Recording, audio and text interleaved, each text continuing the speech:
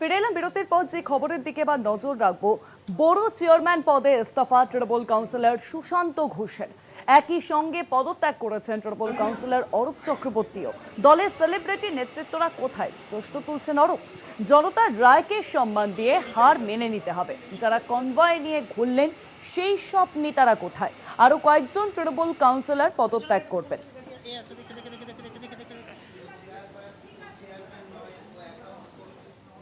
বড় চেয়ারম্যান পদ থেকে পদত্যাগ করেছেন, ইস্তফা দিয়েছেন তৃণমূল কাউন্সিলর সুশান্ত ঘোষ। জানবো এই বিষয়ে। নিউজরুম থেকে রয়েছেন প্রতিনিধি দুর্গাদাস বন্দ্যোপাধ্যায়। দুর্গাদা, এই যে পদত্যাগ, এবং সেটা কি কোনোভাবে একটা প্রতিবাদ করার জন্য পদত্যাগ?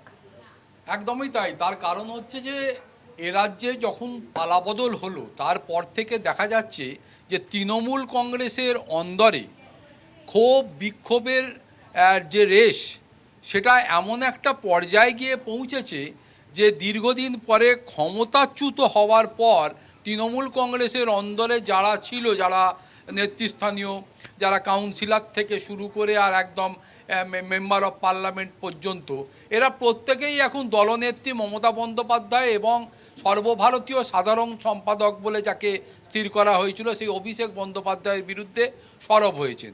তার কারণ দেখা যাচ্ছে যে পালাবদলের পর বিভিন্ন জায়গায় সাধারণ মানুষের যে জনরোষ, যেভাবে রাস্তায় নেমে তাদেরকে বিভিন্ন সময় হেকল হতে হচ্ছে, মারধর খেতে হচ্ছে, সেই সময়তে এই তৃণমূল কংগ্রেসের সর্বভারতীয় সাধারণ সম্পাদককেও আশেপাশে দেখা যাচ্ছে না, নেত্রী মমতা বন্দ্যোপাধ্যায়কেও দেখা যাচ্ছে না। এমনকি যে সমস্ত নেতৃবৃন্দ এই সিনিয়র নেতৃবৃন্দ ঘনিষ্ঠ রয়েছে তাদেরকেও দেখা যাচ্ছে না।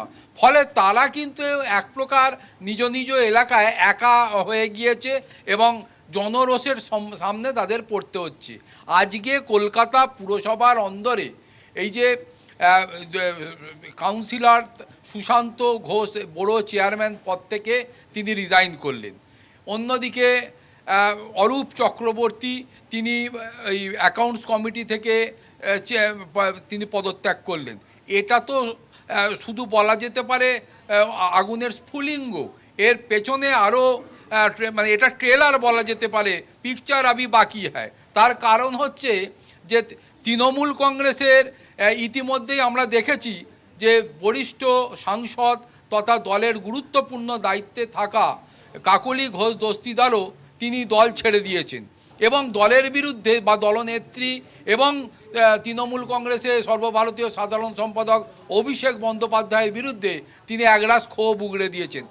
এইটা শুধুমাত্র এই গুটি কয়েক মানুষের নয়, তৃণমূল কংগ্রেসের অন্দরে একাধিক এমপি, একাধিক বিধায়ক, একাধিক কাউন্সিলর থেকে শুরু করে একাধিক ছোট বড় নেতা নেতৃবৃন্দ, তারা আজকে এই যে বিগত দিনে যে ধরনের বিহেভিয়ার, যে ধরনের অপমান তাদেরকে সহ্য করতে হয়েছে।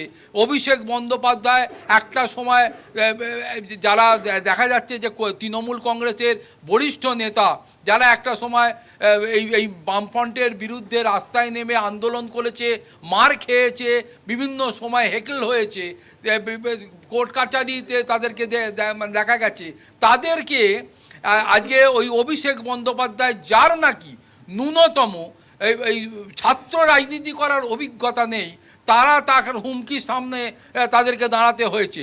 কেন এটা তারা আজকে সহ্য করবে? একটা সময় দল ক্ষমতায় ছিল, সেই সময় ভয় ভীতির জন্যে তারা মুখ খুলতে পারেনি, কিন্তু দল যখন ক্ষমতা থেকে চলে গেছে এখন তো এই ভয় ভীতিতে তাদের মধ্যে নেই এবং অতএব তারা তো সেই ক্ষোভ উগড়ে দেবেই, সেটাই হচ্ছে। ফলে এই দল শেষ পর্যন্ত কোথায় গিয়ে ঠেকবে, আদৌ এই দলের অস্তিত্ব থাকে কি না, মানুষ সেদিকেই চেয়ে রয়েছে। তার কারণ কিছুদিন আগে আরও একটা আমরা বিষয় দেখেছি যে এই 2026-এর নির্বাচনের পর যখন ফিরহাদ হাকিম থেকে আরম্ভ করে বরিষ্ঠ যারা নেতৃবৃন্দ রয়েছে তারা লড়াই করার পর দেখা গেছে যে ফলাফলের ঠিক সময়ে সময়ে মমতা বন্দ্যোপাধ্যায়ের নির্দেশে অভিষেক বন্দ্যোপাধ্যায়কে চিয়ার আপ করার জন্যে বরিষ্ঠ নেতা নেত্রীদেরকে তিনি নির্দেশ দিচ্ছেন উঠে দাঁড়িয়ে তাকে মানে ক্ল্যাপস দিতে, তাকে সংবর্ধিত করতে। ফলে সময় গড়াবে, তৃণমূল কংগ্রেসের অন্দরের ক্ষোভ বিক্ষোভ আরও বেড়ে উঠবে, ভিসুভিয়াসের মতো একটা সময় হয়তো এটা উঠে যাবে। ফলে এই দলের অস্তিত্ব আগামী দিনে কোথায় গিয়ে থাকে সেটা নিয়েই কিন্তু রাজনৈতিক মহলে এখন আলাপ আলোচনা শুরু হয়েছে। এটা ঠিক, একটা সময় মমতা বন্দ্যোপাধ্যায়, তার বয়স কম ছিল, তার শরীরে শারীরিকভাবে তিনি যথেষ্ট সক্ষম ছিলেন, রাস্তায় নেমে একাধিক আন্দোলন করেছেন, নেতৃত্ব দিয়েছেন।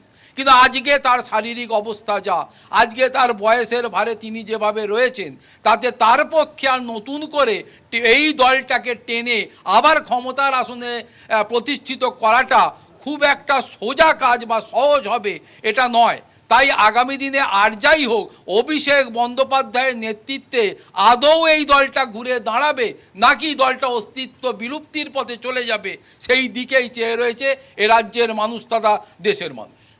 অনেক ধন্যবাদ তোমায় দুর্গাদা। নিউজরুম থেকে ছিলেন প্রতিনিধি দুর্গাদাস বন্দ্যোপাধ্যায়।